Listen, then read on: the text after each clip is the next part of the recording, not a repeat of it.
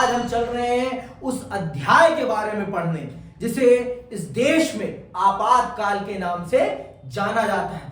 आपातकाल एक ऐसा भारत की राजनीति का कालखंड जिसे संविधान के ऊपर खतरा माना गया है, जिसे एक व्यक्ति की तानाशाही माना गया है। तो आज हम चल रहे हैं इसको बहुत विस्तार पूर्वक जानने और समझने कि किस प्रकार से इंदिरा गांधी ने भारत की राजनीति पर यह काला धब्बा जिसे आपातकाल कहते हैं लगाया और भारत की राजनीति को एक व्यक्ति प्रधान राजनीति में परिवर्तित कर दिया।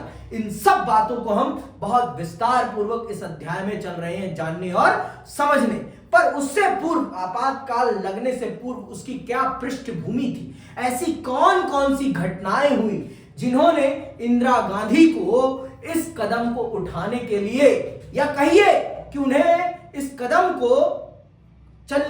पर चलने के लिए मजबूर किया, और उनको ऐसा क्यों फील हुआ कि उन्हें आपातकाल के जरिए ही अपनी सत्ता को सुरक्षित किया जा सकता है, उन्हें यह भावना क्यों आई। ये सारी बातें हम बहुत विस्तार से, बहुत धैर्य से पढ़ेंगे, जानेंगे और समझेंगे। तो चलिए पहले तो ये जान लेते हैं कि इस अध्याय में हम किन किन बातों को पढ़ने चल रहे हैं, क्या क्या हमारे पढ़ने योग्य विषय है और हमें सबको क्यों पढ़ना चाहिए। इस अध्याय को पढ़ने से हमें क्या समझ में आएगा, क्या समझना है हम सबको। देखो, ये पेपर के दृष्टिकोण से भी बहुत महत्वपूर्ण है और भारत की राजनीति को समझने के दृष्टिकोण से भी बहुत महत्वपूर्ण है। इस घटना ने भारत के संविधान में जो कमियां थी उन कमियों को उजागर करने में एक बहुत बड़ी भूमिका निभाई है। भारत के दो सबसे महत्वपूर्ण संवैधानिक संशोधन इसी कालखंड में हुए हैं। तो ये बातें आपको याद रखनी है और यह अध्याय आपको बहुत कुछ चल रहा है बताने भारत की राजनीति के संबंध में। अभी तक आपने बहुत कुछ जान लिया है, बहुत कुछ समझ लिया है। इंदिरा गांधी कैसे 1971 का चुनाव जीतती हैं और कैसे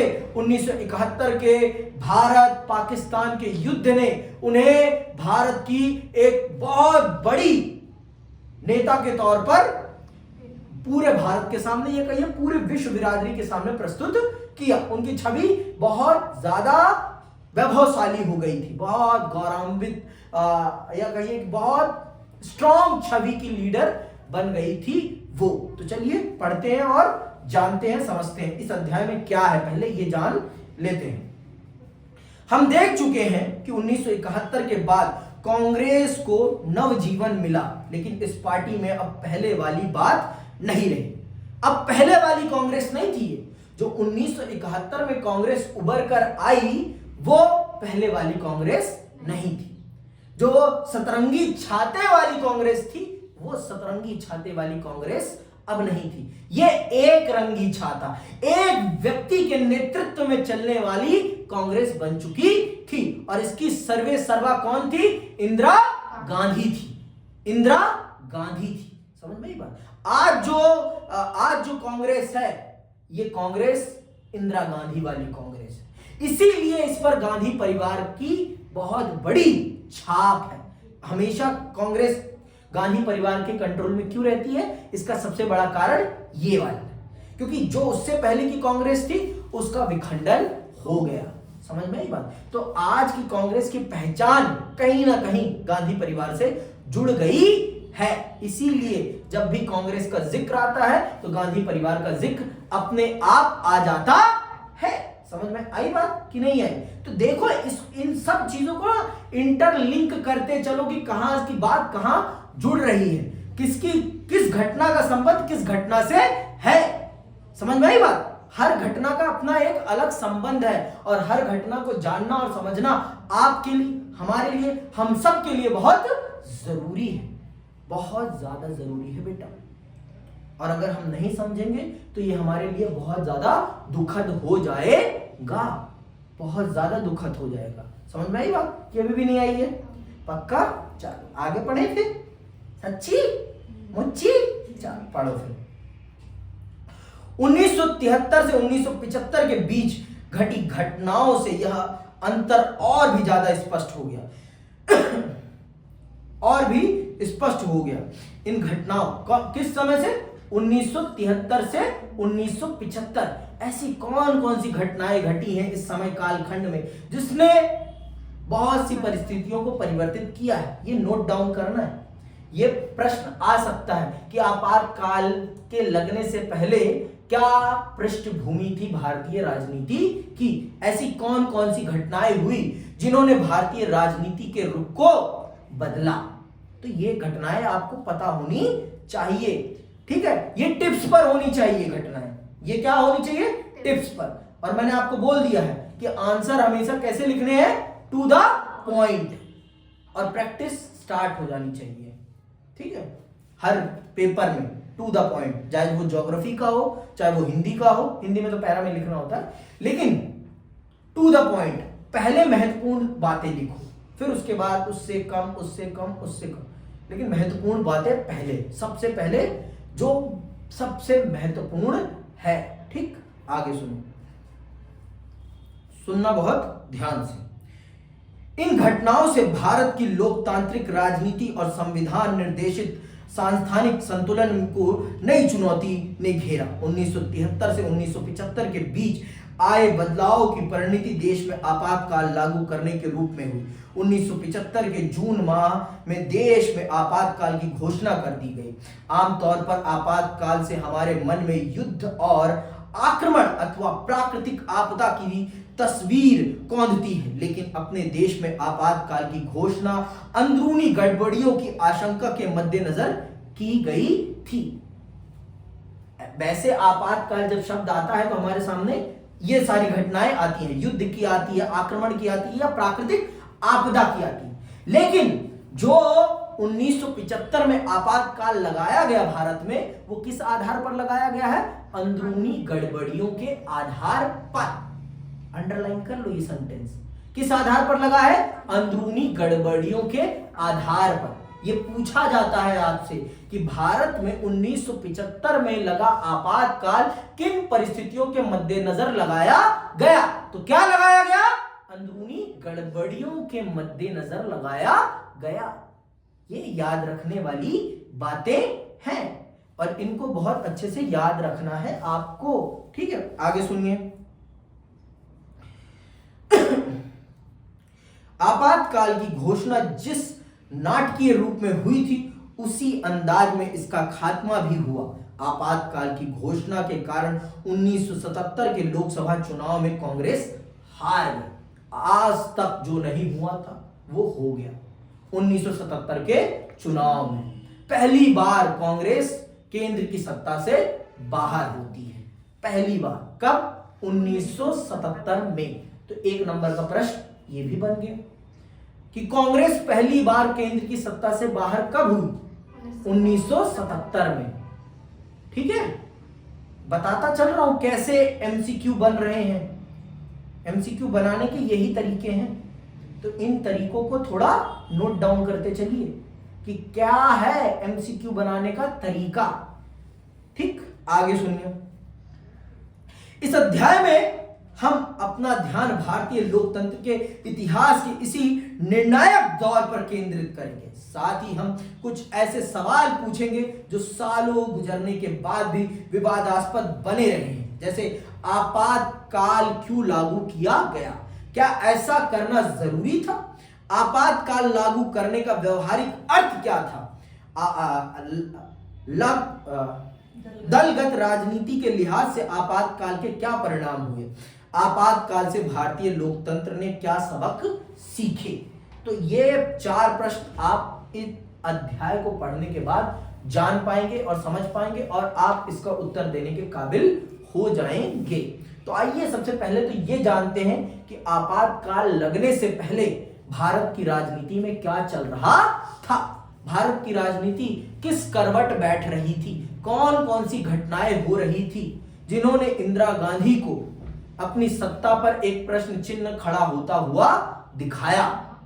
वो कौन कौन सी घटनाएं हैं जिन्होंने उन्हें इस कदम की तरफ बढ़ने के लिए मजबूर किया।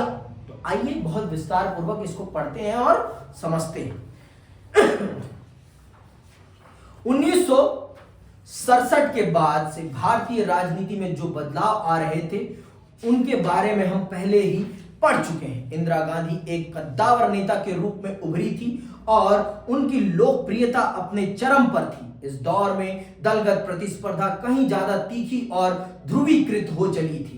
आप सब जानते हैं कि हमने 2 युद्ध लड़ लिए थे और 3 युद्ध लड़ लिए हैं और 3 युद्धों ने भारत की आर्थिक दशा को किस प्रकार से नुकसान पहुंचाया है, इससे आप दोनों बहुत अच्छे से अवगत हैं। देश में बेरोजगारी अपने चरम पर है। देश में मॉनसून संकट आया है जिसके कारण खाद्यान्न संकट पैदा हो गया है। समझ में, ये सारी परिस्थितियां भारत में मौजूद हैं और इन सब परिस्थितियों को मद्देनजर रखते हुए भारत की राजनीति कैसे करवट ले रही है ये देखना है। दलगत राजनीति अपने चरम पर पहुंच चुकी है। विपक्ष मजबूत हो चुका है। अब पहले वाला विपक्ष नहीं रहा, अब विपक्ष भी ताकतवर हो चुका है। विपक्ष अपनी एकता और अपनी ताकत को पहचान चुका है। उसे पता है कि सत्ता कैसे छीननी है सत्ताधारी दल से। समझ में आई बात? वो इस चीज को समझ रहा है और वो अपनी इस काबिलियत पर काम भी कर रहा है। इंदिरा गांधी एक बहुत बड़े कद्दावर नेता के तौर पर उभर चुकी हैं। आपने देखा पिछले अध्याय में कि कैसे इंदिरा गांधी ने टेक ओवर किया कांग्रेस को, सिंडिकेट से छीनकर कांग्रेस को अपने पास कैसे लिया, ये आपने बखूबी जान और समझ लिया है कि नहीं जाना है? समझा, जान लिया और समझ लिया पक्का भाई? आगे सुनिए, ठीक है। इस अवधि में न्यायपालिका और सरकार के आपसी रिश्तों में भी तनाव आया। ये अंडरलाइन करने वाली बात है कि न्यायपालिका और सरकार के बीच में भी कॉन्फ्लिक्ट चल रहे थे। किस विषय पर? बहुत सारे मौलिक अधिकारों के विषय में, जिसमें से एक सबसे महत्वपूर्ण है। कौन सा? संपत्ति का अधिकार। केशवानंद भारती केस आपने सुना होगा। उस केस में भी कार्यपालिका, राजनीतिक कार्यपालिका और न्यायपालिका के बीच में कॉन्फ्लिक्ट चल रहा था। ठीक है, तो ये सारे विषय थे जिन पर दोनों के बीच सर्वोच्च न्यायालय ने सरकार की कई पहलकदमियों को संविधान के विरुद्ध माना। कांग्रेस पार्टी का मानना था कि अदालत का यह रवैया लोकतंत्र के सिद्धांत और संसद की सर्वोच्चता के विरुद्ध है। कांग्रेस ने यह आरोप भी लगाया कि अदालत एक यथास्थितिवादी संस्था है और यह संस्था गरीबों को लाभ पहुंचाने वाले कल्याण कार्यक्रमों को लागू करने की राह में रोड़े अटका रही है। कांग्रेस के विपक्ष में जो दल थे उन्हें लग रहा था कि सरकारी प्राधिकार को निजी प्राधिकार मानकर इस्तेमाल किया जा रहा है और राजनीति हद से ज्यादा व्यक्तिगत होती जा रही है। कांग्रेस की टूट से इंदिरा गांधी और उनके विरोधियों के बीच मतभेद गहरे हो गए थे। समझ में आई बात? विपक्ष यह आरोप लगा रहा था कि कांग्रेस सरकारी तंत्र को निजी तंत्र के तौर पर प्रयोग कर रही है, जो कि सरासर अन्याय है। ठीक है, और ये भी आरोप, और आपने देखा कि कांग्रेस में फूट के बाद किस प्रकार से इंदिरा गांधी ने पूरी कांग्रेस को टेक ओवर किया। इससे आप बहुत अच्छे से अवगत हो चुके हैं। ठीक है, किससे नहीं अवगत है? बहुत अच्छे से अवगत है, बताने की मुझे जरूरत नहीं है। तो आगे सुनिए। अब आते हैं आर्थिक संदर्भ। उस समय की क्या आर्थिक स्थितियां थी, क्योंकि आर्थिक स्थिति किसी भी देश में जनता के आक्रोश का सबसे बड़ा कारण होती है। अगर जनता का पेट भरा है तो वो कभी भी आपके खिलाफ नहीं जाएगी, कभी नहीं जा सकती। जैसे आज के टाइम पर माननीय प्रधानमंत्री जी ने इस चीज का ध्यान रखा है कि पेट भरा रहेगा तो जनता बेरोजगार भी रहेगी, फिर भी मेरे खिलाफ सवाल नहीं खड़ा करने वाला। कैसे उन्होंने कर रखा है इसका ध्यान? 5 किलो राशन मुफ्त करो। उसके मद्देनजर उन्होंने पेट की व्यवस्था कर दी है, तो लोग पेट खुश, सब खुश। पेट में अगर कोतवाहल है तो वो नौकरी ढूंढेगा, और वो नौकरी ढूंढेगा तो अगर उसे नहीं मिलेगी तो वो देश के मुद्दों पर बात जरूर करेगा। तो ये चीज इंदिरा गांधी नहीं कर पा रही थी। सुनिएगा बहुत ध्यान से। आर्थिक संदर्भ। 1971 के चुनाव में कांग्रेस ने गरीबी हटाओ का नारा दिया था, सबको याद है ना? इसी के दम पर उन्होंने सिंडिकेट को पटकनी दी थी, पूरे ग्रैंड अलायंस को पटकनी दी थी। इससे आप बखूबी वाकिफ हैं। ठीक है, बहरहाल 1971-72 के बाद के सालों में भी देश की सामाजिक आर्थिक दशा में खास सुधार नहीं हुआ। बांग्लादेश के संकट से भारत की अर्थव्यवस्था पर भारी बोझ पड़ा था। मैंने आपको पहले ही बता दिया है कि युद्धों ने भारत की आर्थिक दशा को बर्बाद करने में एक बहुत बड़ी भूमिका निभाई है। बहुत बड़ी भूमिका, शब्द फिर से सुनिएगा, बहुत बड़ी भूमिका निभाई है। किन्होंने? युद्धों ने। भारत की आर्थिक दशा और दिशा को बर्बाद करने में युद्धों ने बहुत ज्यादा बड़ी भूमिका निभाई है। आगे सुनिए। लगभग 80 लाख लोग पूर्वी पाकिस्तान की सीमा पार करके भारत आ गए थे। इसके बाद पाकिस्तान से युद्ध भी करना पड़ा। युद्ध के बाद अमेरिका ने भारत को हर तरह की सहायता देना बंद कर दिया। इसी अवधि में अंतरराष्ट्रीय बाजार में तेल की कीमतों में कई गुना बढ़ोतरी हुई। इससे विभिन्न चीजों की कीमतें भी तेजी से बढ़ी। 1973 में चीजों की कीमतों में 23% और 1974 में 30% का इजाफा हुआ। इस तीव्र मूल्य वृद्धि से लोगों को भारी कठिनाई हुई। अब मैंने आपको बताया ही कि अंतरराष्ट्रीय परिवेश कैसा था। अमेरिका का प्रभुत्व था, कोई नहीं जाएगा बाहर अभी, ठीक है, बैठे रहो अंदर। बंद किए क्या? नहीं, करने की जरूरत भी नहीं। ठीक, तो ये आप समझिए कि अंतरराष्ट्रीय तौर पर चीजें कैसी चल रही थी। बहुत विकट परिस्थितियां थी।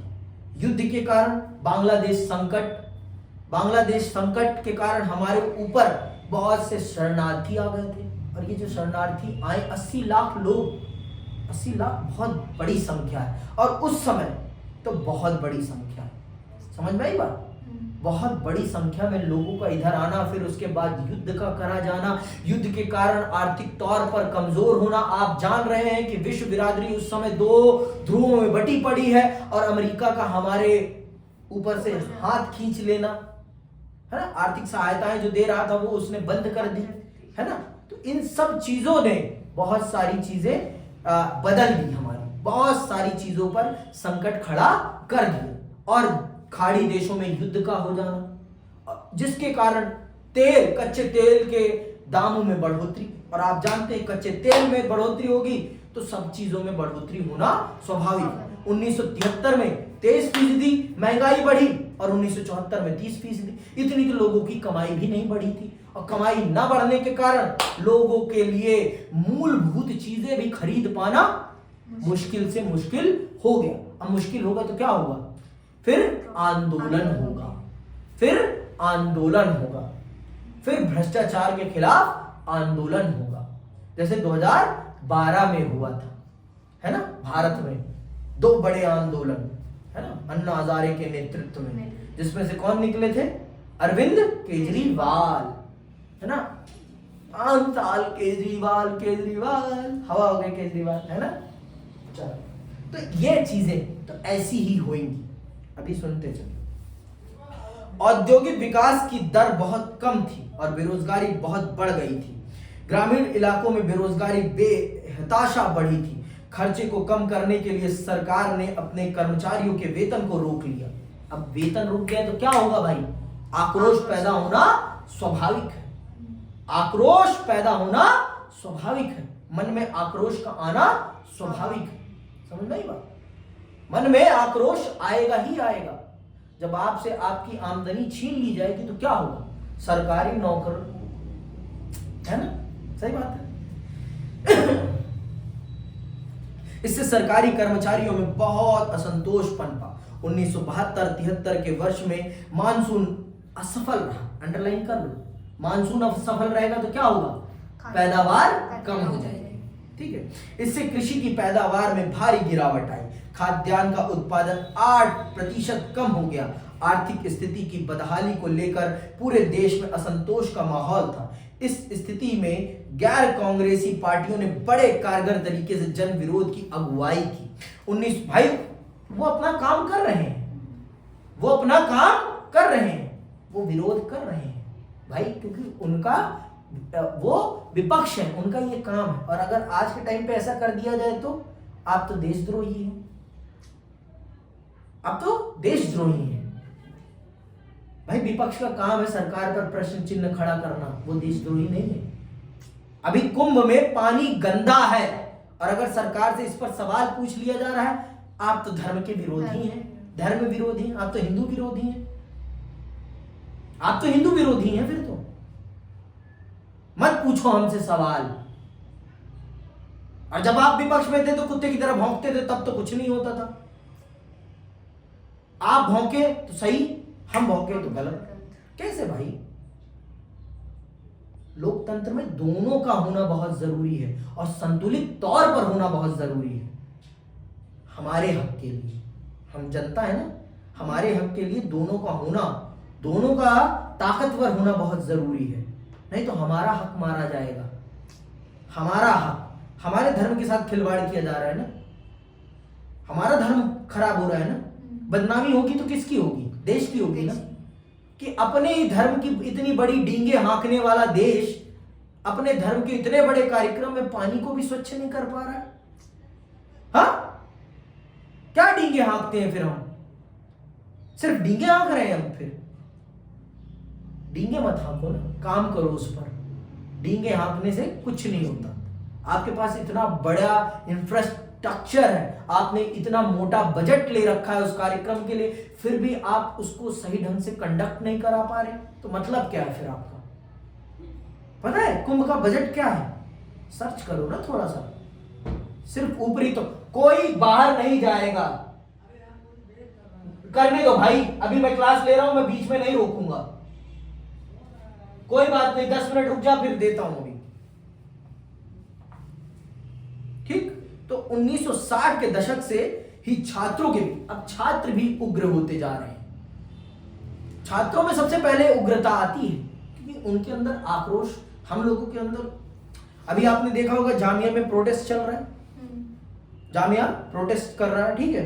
तो सबसे पहले छात्रों में ही आक्रोश की भाव पैदा होते हैं, आक्रोशित होते हैं वो। 1960 के दशक से ही छात्रों के बीच विरोध के स्वर उठने लगे थे। ये स्वर इस अवधि में और ज्यादा प्रबल हो उठे। संसदीय राजनीति में विश्वास न रखने वाले कुछ मार्क्सवादी समूहों की सक्रियता भी इस अवधि में बढ़ी। इन समूहों ने मौजूदा राजनीतिक प्रणाली और पूंजीवादी व्यवस्था को खत्म करने के लिए हथियार उठाया तथा राज विरोधी तकनीकों का सहारा लिया। ये समूह मार्क्सवादी, लेनिनवादी अथवा नक्सलवादी के नाम से जाने गए। ऐसे समूह पश्चिम बंगाल में सबसे ज्यादा सक्रिय थे। पश्चिम बंगाल की सरकार ने इन्हें दबाने के लिए कठोर कदम उठाए। तो भारत में ये सारी चीजें भी होने लगी। जो लोग संसदीय व्यवस्था में विश्वास नहीं रखते थे, जैसे कि मार्क्सवादी लोग, नक्सलवादी लोग, उन्होंने हथियार के माध्यम से सरकार का विरोध करना स्टार्ट कर दिया। गरीब लोगों को अपने साथ जोड़ा। अगर आपने कुछ मूवीज देखी हो ऐसी वाली, तो आपने देखा होगा ऐसी चीजें, ठीक है। तो इस प्रकार से देश में एक नई उग्रता उठने लगी और इस उग्रता ने देश को एक नए संकट की तरफ ढकेलना प्रारंभ कर दिया। देश को एक अलग संकट की तरफ ढकेलना प्रारंभ कर दिया। समझ में आई बात? अब आते हैं गुजरात और बिहार के आंदोलन। इन आंदोलनों ने सबसे बड़ी पृष्ठभूमि तैयार करने का काम किया। सबसे बड़ी पृष्ठभूमि। इस आंदोलन ने इस घटना को इतना बड़ा प्रारूप देने का काम किया। इतना बड़ा प्रारूप अगर इस घटना को मिला है तो इस आंदोलन के कारण, इन दो आंदोलनों के कारण। समझ में आई बात? और इसमें लालू प्रसाद यादव, नीतीश कुमार, ठीक है, मुलायम सिंह यादव, इन सब लोगों की बहुत बड़ी भूमिका है। चिराग पासवान के पिताश्री जो थे, उनका भी बहुत बड़ा योगदान है। ये लोग उसी टाइम के नेता हैं। ये उसी टाइम ये लोग उभरे हैं एज ए पॉलिटिशियन। उससे पहले इनकी कोई वो नहीं थी, ठीक। तो सुनिएगा बहुत ध्यान से गुजरात और बिहार के आंदोलनों के बारे में। गुजरात और बिहार दोनों ही राज्यों में कांग्रेस की सरकार थी। यहाँ के छात्र आंदोलन ने इन दोनों प्रदेशों की राजनीति पर गहरा असर तो डाला ही, राष्ट्रीय स्तर की राजनीति पर भी इसके दूरगामी प्रभाव हुए। 1974 की जनवरी माह में गुजरात के छात्रों ने खाद्यान्न, खाद्य तेल तथा अन्य आवश्यक वस्तुओं की बढ़ती हुई कीमत तथा उच्च पदों पर जारी भ्रष्टाचार के खिलाफ आंदोलन छेड़ दिया। कहां के छात्रों ने? गुजरात के छात्रों ने। किन विषयों पर?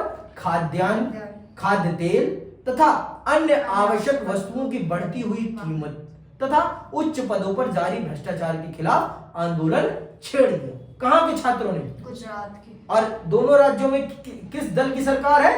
कांग्रेस। कौन सी कांग्रेस की? इंदिरा वाली कांग्रेस की। ठीक है।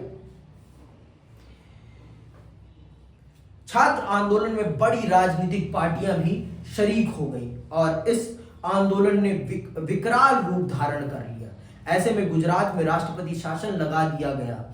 विपक्षी दलों ने राज्य की विधानसभा के लिए दोबारा चुनाव कराने की मांग की। कांग्रेस ओ के प्रमुख नेता मोरारजी देसाई ने कहा कि अगर राज्य में नए सिरे से चुनाव नहीं करवाए गए तो मैं अनिश्चितकालीन भूख हड़ताल पर बैठ जाऊंगा। किसने कहा? मोरारजी देसाई, जो कि इंदिरा गांधी के सबसे बड़े विरोधी थे। कांग्रेस ओ के नेता, कांग्रेस ओ मतलब ओरिजिनल के नेता मोरारजी देसाई ने कहा कि अगर आपने राष्ट्रपति शासन ना हटाकर चुनाव नहीं कराया तो मैं अनिश्चितकालीन भूख हड़ताल पर बैठ जाऊंगा और मेरी मौत के लिए आप जिम्मेदार होंगी। आप मतलब इंदिरा गांधी।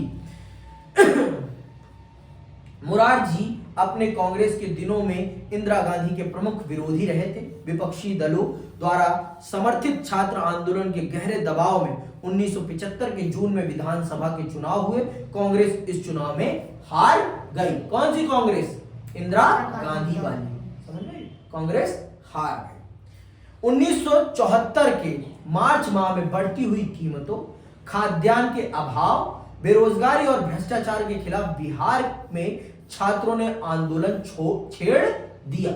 1974 में, वहां जनवरी में हुआ है, यहां मार्च में हो रहा है। ठीक है।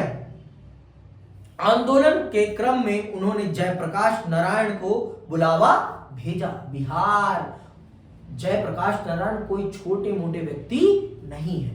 उनको बोला कि आप इस आंदोलन का नेतृत्व करें। बिहार के छात्र नेताओं ने जयप्रकाश बाबू से कहा कि आप इस आंदोलन का नेतृत्व करें। तो जयप्रकाश बाबू ने एक बात कही कि मैं इस आंदोलन का नेतृत्व तभी करूंगा जब ये सिर्फ बिहार तक सीमित नहीं रहेगा, ये एक राष्ट्रीय आंदोलन बनना चाहिए।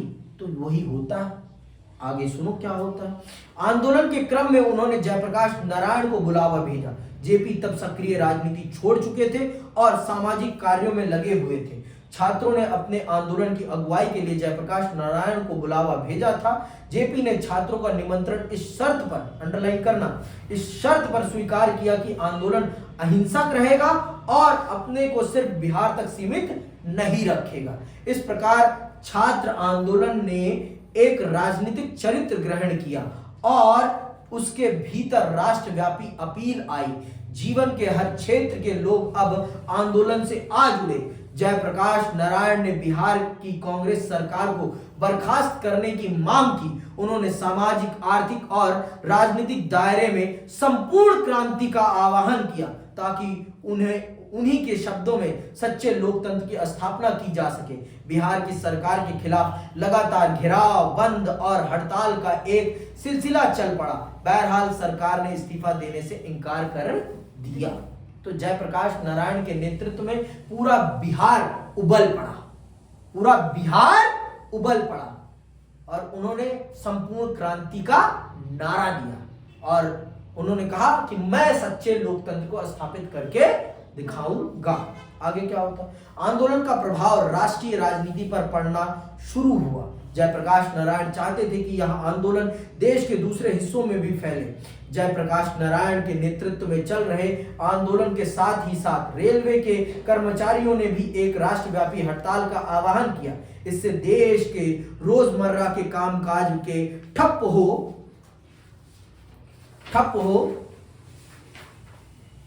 हो जाने का खतरा पैदा हो गया। 1975 में जेपी ने जनता के संसद मार्च का नेतृत्व किया। देश की राजधानी में अब तक इतनी बड़ी रैली नहीं हुई थी। जयप्रकाश नारायण को अब भारतीय जनसंघ, कांग्रेस ओ, भारतीय लोक दल, सोशलिस्ट पार्टी जैसे गैर कांग्रेसी दलों का समर्थन मिला। इन दलों ने जेपी को इंदिरा गांधी के विकल्प के रूप में पेश किया। बहरहाल जेपी के विचारों और उनके द्वारा अपनाई गई जन प्रतिरोध की रणनीति की आलोचनाएं भी मुखर हुई। गुजरात और बिहार दोनों ही राज्यों के आंदोलन को कांग्रेस विरोधी आंदोलन माना गया। कहा गया कि यह आंदोलन राज्य सरकार के खिलाफ नहीं बल्कि इंदिरा गांधी के नेतृत्व के खिलाफ चलाए गए हैं। इंदिरा गांधी का मानना था कि यह आंदोलन उनके प्रति व्यक्तिगत विरोध से प्रेरित है। यह इंदिरा गांधी मान रहे हैं। अब आते हैं उस तात्कालिक घटना के ऊपर जिसने इन सारी जमा लकड़ियों को, सूखी लकड़ियों पर और भूसे पर चिंगारी का काम किया। समझ में आई बात? अब चल रहे हैं उस घटना के बारे में जानने और समझने, और वो है न्यायपालिका से संघर्ष। ठीक है, न्यायपालिका से संघर्ष, और यही होता है न्यायपालिका से संघर्ष में उस चिंगारी वाला काम।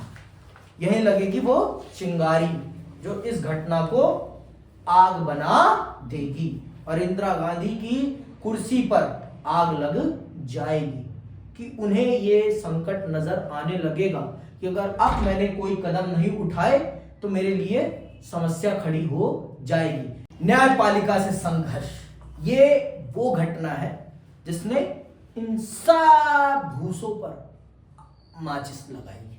तो चलिए जानते हैं कि कैसे लगती है माचिस और कैसे आपातकाल की घटना की तात्कालिक रूपरेखा तैयार हो जाती है। सुनिएगा बहुत ध्यान से। न्यायपालिका के साथ इस दौर में सरकार और शासक दल के गहरे मतभेद पैदा हुए। क्या आपको संसद और न्यायपालिका के बीच चले लंबे संघर्ष की चर्चा याद है? इसके बारे में आपने पिछले साल पढ़ा था। इस क्रम में 3 संवैधानिक मामले उठे थे। क्या संसद मौलिक अधिकारों में कटौती कर सकती है? ये एक प्रश्न उठा था। सर्वोच्च न्यायालय का जवाब था कि संसद ऐसा नहीं कर सकती।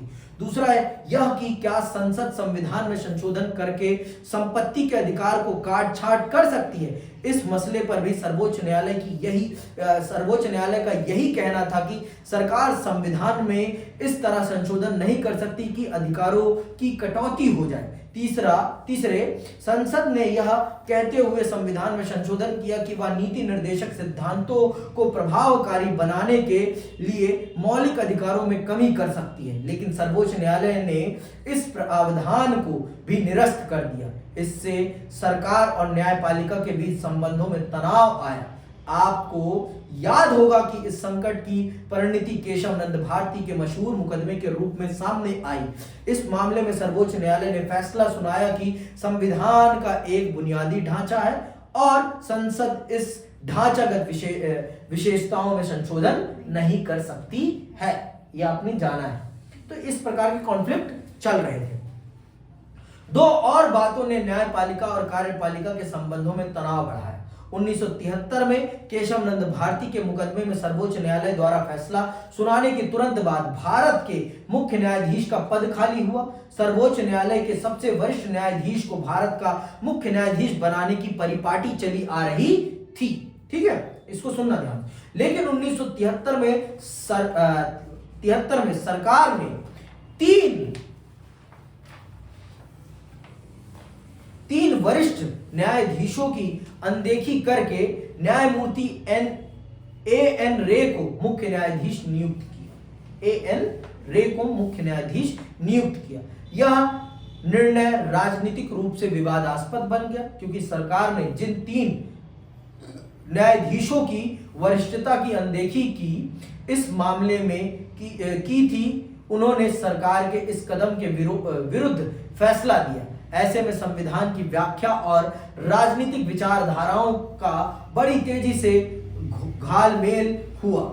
जो लोग प्रधानमंत्री के नजदीकी थे वे एक ऐसी प्रतिबद्ध न्यायपालिका तथा नौकरशाही की जरूरत के बारे में बात करने लगे जो विधायिका और कार्यपालिका के की सोच के अनुकूल आचरण करे। इस संघर्ष का चरम बिंदु तब आया जब एक उच्च न्यायालय ने इंदिरा गांधी के निर्वाचन को अवैध घोषित कर दिया। समझ गए? और किस अदालत ने ये किया है, ये आप लोग मेरे कमेंट बॉक्स में बताएंगे। ठीक है, तो ये चीजें थी न्यायपालिका और राजनीतिक कार्यपालिका के बीच घमासान ने उस परिघटना को पैदा किया। और परिघटना मैंने बताई थी कि जब उनका निर्वाचन रद्द कर दिया जाता है, अब आप निर्वाचन ही रद्द हो जाएगा तो आप प्रधानमंत्री कैसे रह पाएंगे? प्रधानमंत्री बनने के लिए आपको किसी निर्वाचन क्षेत्र का प्रतिनिधि होना बहुत जरूरी है ना। तो अब निर्वाचित ही नहीं रहेंगे तो कहां से बन पाएंगे आप प्रधानमंत्री, है ना। सांसद होना तो बहुत जरूरी है ना, लोकसभा या राज्यसभा का, है ना। पर आप रहेंगे नहीं तो कैसे हो पाए? समझ में आई बात? तो बहुत ज्यादा चीजें होती हैं और इन सब घटनाओं ने ही मिल मिलकर थोड़ा थोड़ा मिल मिलकर उस सत्ता के प्रश्न को खड़ा किया इंदिरा गांधी के सामने, जिसने उनके अंदर ये डर पैदा किया और जिसके चलते उन्होंने ये आपातकाल की घटना का काला अध्याय भारत की राजनीति पर लगा दिया। तो आज के लिए बस इतना ही, इसी के साथ मैं विदा लेता हूं। जय हिंद,